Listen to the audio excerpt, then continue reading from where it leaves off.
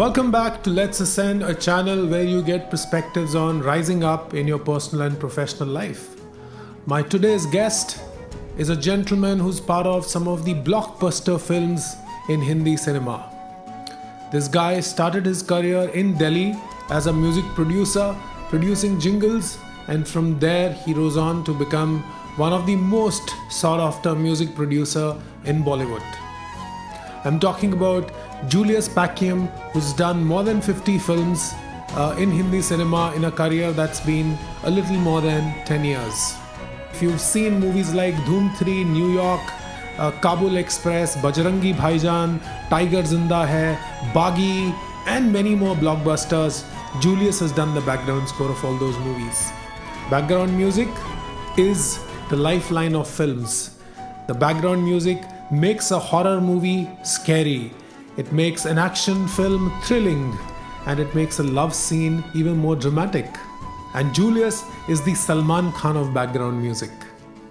I picked up 8 extremely valuable lessons on rising up during my conversation with Julius. And these lessons are extremely fungible. They are as applicable in any walk of life as they were for Julius while he was building his career in the music industry. And this video is going to sound extra special. You know why?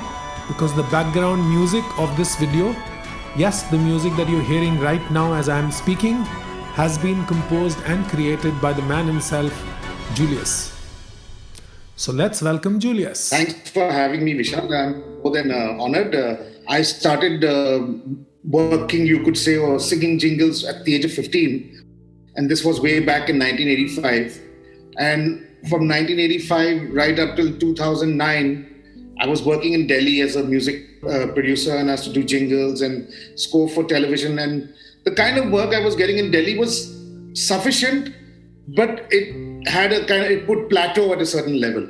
So if you wanted something more, if you wanted the recognition, if you wanted the name, you wanted to be more, explore more avenues in the space, one will have to move to Mumbai, where the well is, I would imagine, in the music industry.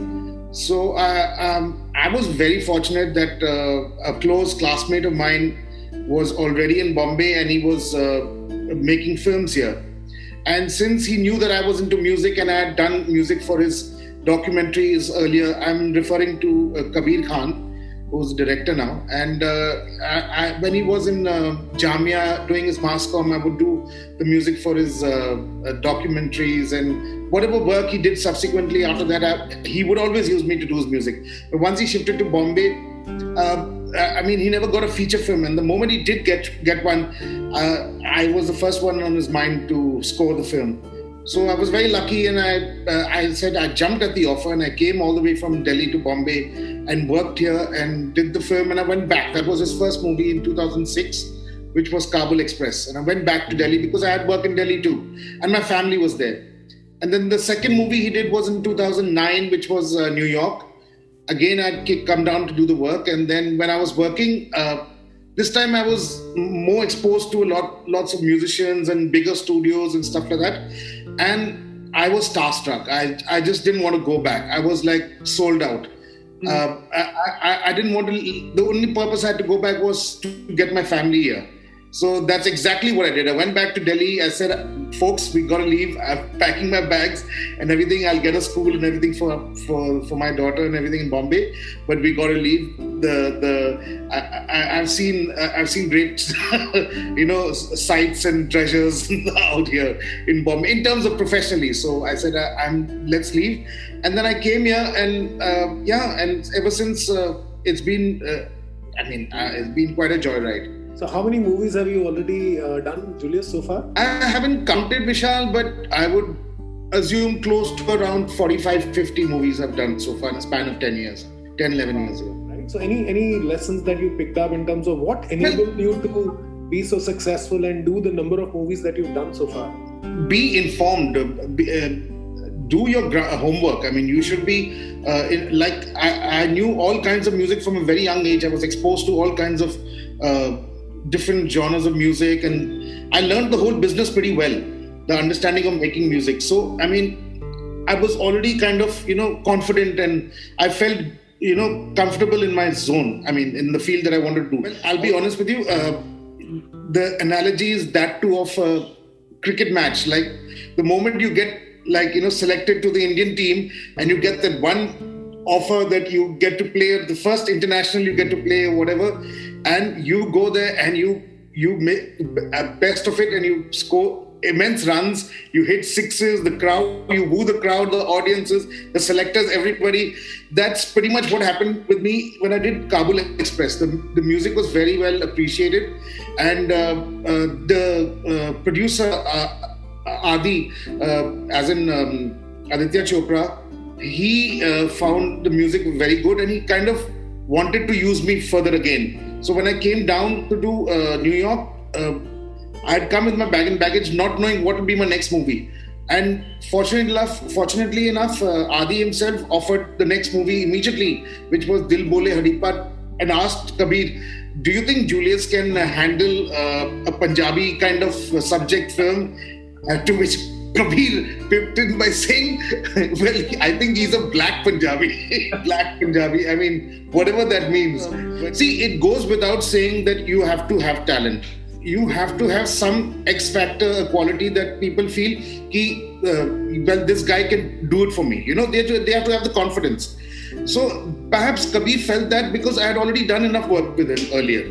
So he had that confidence that he will definitely be able to do it. And moreover, for a director, it's very important to have a sense of camaraderie with the people you're working with. And a level-headed, a kind of a two-way street in the sense you understand each other. You can pick up, you can complete the other person's sentences. When Kabir used to think of certain ideas before, I would say, okay, this is what perhaps will work. And he said, yeah, this is what I want. So that kind of comfort zone is very important. That's one of the reasons why Kabir chose me. And then Adi himself felt it. And then other directors also were, kind of feeling that whatever we have in our minds can be translated by Julius and his team, like that. So that is very important for a director, because some people are not able to articulate musical terminologies or concepts. And I'm able to understand them in their own vernacular, their concepts of music, how they want to interpret it. So if I'm able to get their world and their understanding, and I'm able to reproduce it for them, they are more than happy. So basically, I'm a guy who delivers. Like, your pizza will always be the way I wanted it, it's like that. And sometimes I value add, to which they feel even more grateful once you do. But you have to give them what they want first, whatever vision they have is there. Yeah. So I'm just fortunate to be a part of the big blockbusters and all. It's not intentional or something that, again, it's the same thing that it's word of mouth that passes. They'll ask people who did the music for this big hit. Achha, this guy. So that's how it works in Bollywood, that once you're a part of a big franchise, others want you to be a part of their next project, so that they feel ki jo team is picture mein thi, they if I use the same team, my picture also value goes up. That's how kind of builds that, and you get more and more work and work on better and bigger projects accordingly. My first gospel that I follow is that I walk into every meeting hanging my ego at the doorway and coming in. I come there to learn. I don't come there to teach. Yeah. So in every situation, I listen more and talk less and try and figure out what they want. And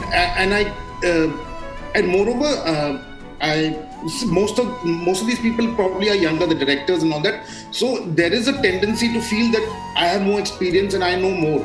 And I don't blame the people who do feel like this. Maybe subconsciously people do feel like that. It's a human nature perhaps. But trust me, there is so much more to learn if you treat the people who are junior to you, that they can perhaps teach you something. You can understand something from them and do something different and interesting. In fact, my entire team, everyone is much younger than me. There are boys who are like 22, 21, 27. They're much younger. The kind of music they listen to, I'm making an effort to understand their music, because they are in tune with what's the buzz now, because I feel ideas come from the newer, younger generation. They are more tech savvy. They are more, charged up, far more energy than you have. We do all think as seniors, but their minds are even more buzzier than we could think. We know what we were when we were young. So it's that's not a challenge. That is, in fact, is how to say, an asset to have youngsters around you to make. I feel the more young the energy is, the more chances for you to grow. You should feel confident, learn a lot about that passion so that you can go in the world and sell it to the world and people appreciate it. So it's very important to have heart, follow your heart. A lot of people said, why are you quitting college? Why are you doing this? At least have a backup. And that backup business didn't work. That word was wrong for me. And I just said, to hell with it.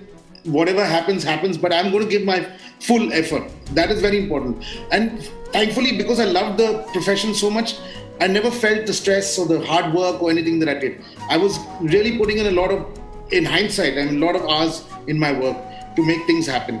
That should be a culture you should have in your thinking, in your work structure, and in your attitude. In our studio, there is a huge billboard which is written with a neon sign, laugh.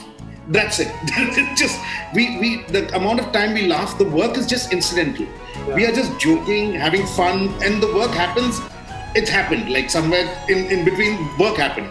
We enjoy doing. So we don't feel like tired that we've worked so much.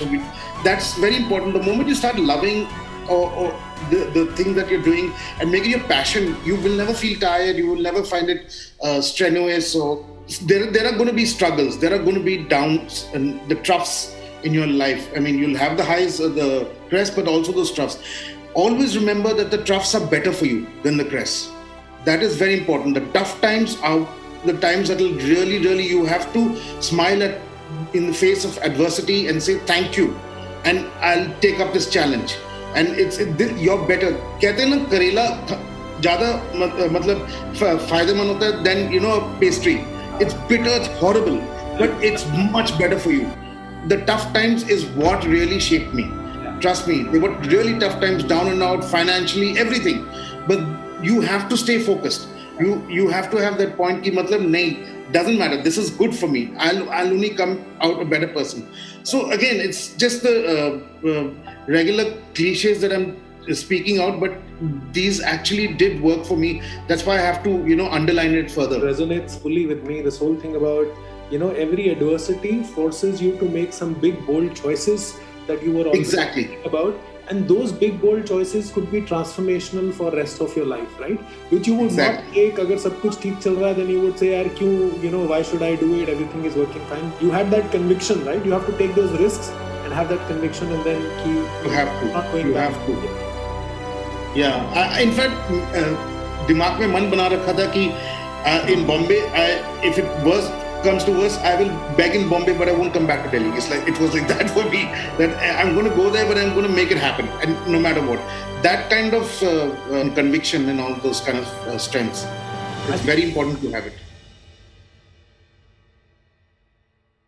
I don't sing anymore because I hung my rock and roll boots when I got a paunch and I got married and stuff like that. And I decided now it's not the time to jump on a stage. I am going to sound very rusty. I'll be honest. I'll make my confessions from the very onset. It's a very simple song called Music and Me. It's a song which I heard as a child, and it's a song by Michael Jackson when he was young too. We've been together for such a long time now. Music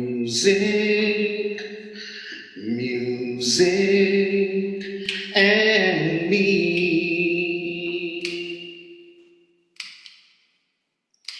Don't care whether our songs rhyme now. Music